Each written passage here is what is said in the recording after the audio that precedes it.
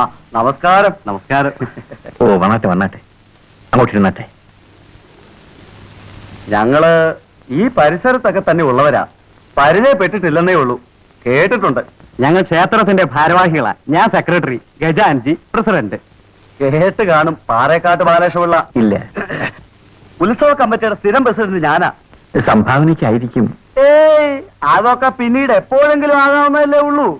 ഓ, ആ മിസ്റ്റർ രവിപ്രസാദ് നല്ലൊരു ഗായകനാണെന്ന് ഞങ്ങൾ അറിഞ്ഞു.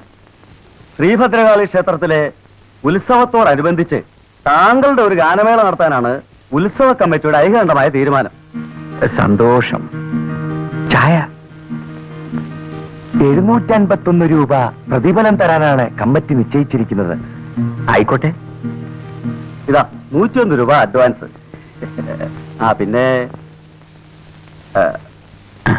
മിസ്റ്റർ രവിപ്രസാദിനോട് എല്ലാം തുറന്നു പറയണമല്ലോ. ഓ,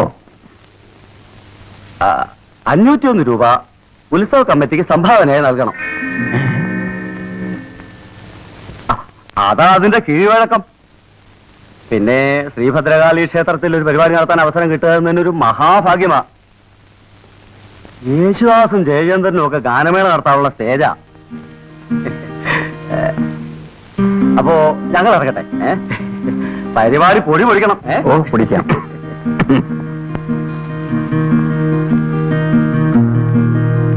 നിങ്ങൾ എന്തിനീ പരിപാടി നടത്താൻ ഏറ്റത്? അഡ്വാൻസ് അവർ തിരിച്ചു കൊടുക്കാൻ പാടില്ലായിരുന്നു. ഓട്ടെ പ്രഭേ, കയ്യിൽ നൽപ്പം ചിലവായാലും നല്ലൊരു സ്റ്റേജാ കിട്ടിയിരിക്കുന്നത്.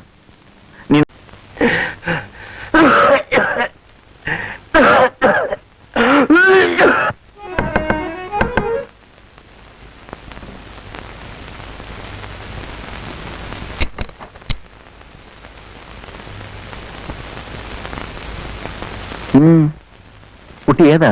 ഞാൻ അപ്പുറത്തെ വീട്ടിലെയാ. സുജാതി എന്നാ പേര്. എന്ത് വേണം? ഞാൻ ചേട്ടന്റെ ഗാനമേള കേൾക്കാനുണ്ടായിരുന്നു. ഓ, എത്ര നന്നായി പാടി തുടങ്ങിയതാ. കഷ്ടമായി പോയി. എന്ത് ചെയ്യാൻ സുജാതെ, ആ നശിച്ച ചുമ. ചേട്ടന്റെ പാട്ട് എനിക്ക് എന്ത് ഇഷ്ടമാണെന്നോ. സുജാത എന്റെ പാട്ട് കേട്ടിട്ടുണ്ടോ?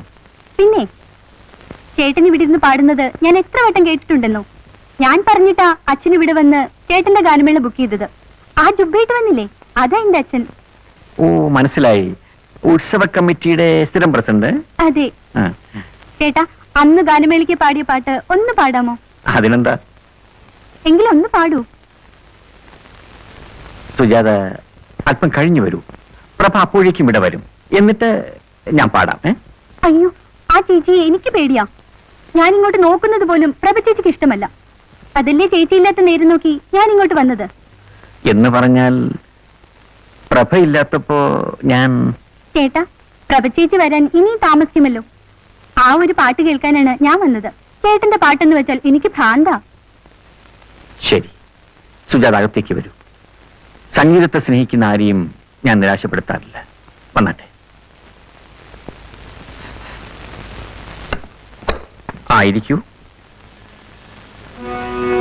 ഞാൻ ആദ്യം ഒരു കീർത്തനം പാടാം. അയ്യോ ചേട്ടാ, ആ പാട്ട് മതി. ഏത് പാട്ട്? ആ ചുമപ്പാട്ട്. അയ്യോ, അത് ചുമപ്പാട്ടല്ല, ഞാൻ പാടിയപ്പം ചുമച്ചു പോയതാണ്. ആ, അത് മതി. ഇപ്പൊ ചുമയില്ലാതെ പാടാൻ പറ്റൂ? അതുകൊണ്ടല്ലേ ഞാൻ ഇപ്പൊ വന്നത്. ശരി, തുടങ്ങാം. ആ പാട്ട് ഇപ്പൊ വേറെ ട്യൂണിലാ പാടാൻ പോകുന്നത്. ഞാനൊരു മലയാളി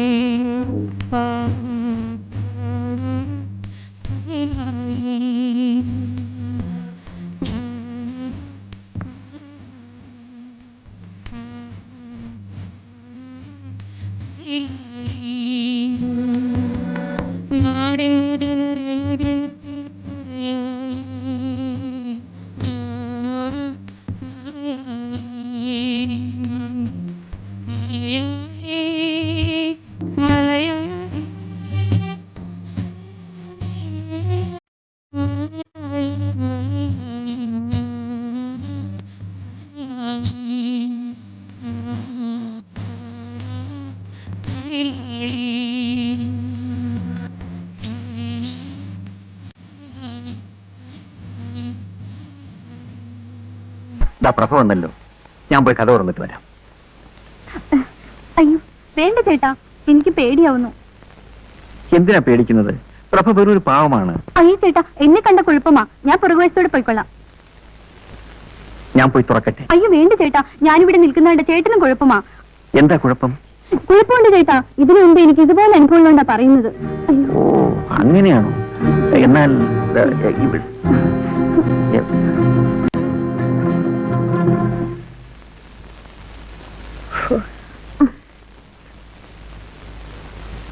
ആഹാ, ഇന്ന് പ്രാക്ടീസ് ആയിരുന്നോ? ആ പ്രാക്ടീസ് ആയിരുന്നു.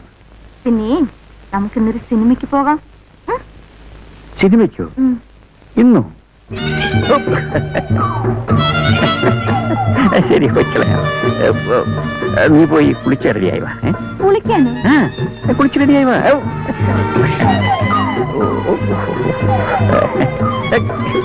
എന്താ ചിരിക്കുന്നത്? ഒന്നുമില്ല.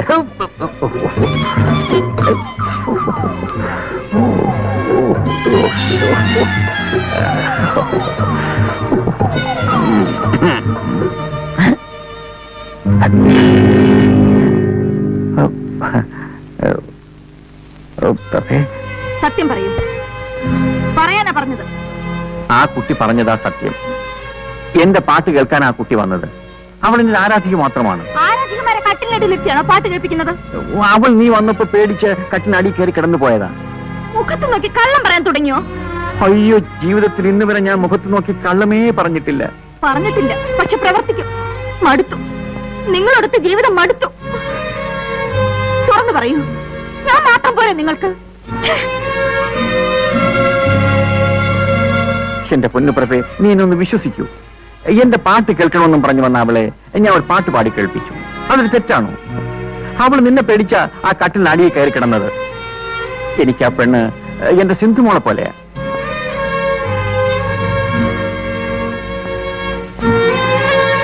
പ്രഭേ, മരിച്ചുപോയ എന്റെ അച്ഛനമ്മമാരാണ് സത്യം. നിങ്ങൾ എന്തിനാ കൂടെ കൂടെ മരിച്ചു വരെ പിടിച്ച് സത്യം ചെയ്യുന്നത്? അല്ലാതെ പിന്നെ നിന്നെ ഞാൻ എങ്ങനെ വിശ്വസിപ്പിക്കും? എനിക്കിപ്പോ വിശ്വാസമായി. നോക്കൂ, എന്തുണ്ടെങ്കിലും എന്നോട് തുറന്നു പറഞ്ഞാ മതി. ഞാൻ ഒരിക്കലും അങ്ങ് സംശയിക്കരുതായിരുന്നു. അങ്ങ് എന്നോട് ക്ഷമിക്കൂ. എല്ലാം എന്റെ സംഗീത ഭ്രാന്തം കൊണ്ട് സംഭവിച്ചതല്ലേ. ഇനി ഒരിക്കലും എന്റെ പ്രഭ ദുഃഖിക്കേണ്ടതില്ല.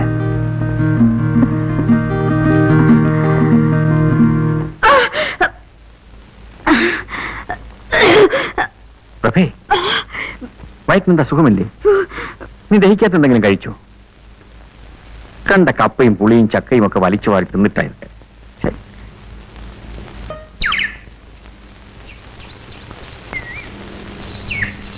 അല്ല, ഇന്നെന്താ പതിവില്ലാതെ ഈ വേഷത്തിൽ?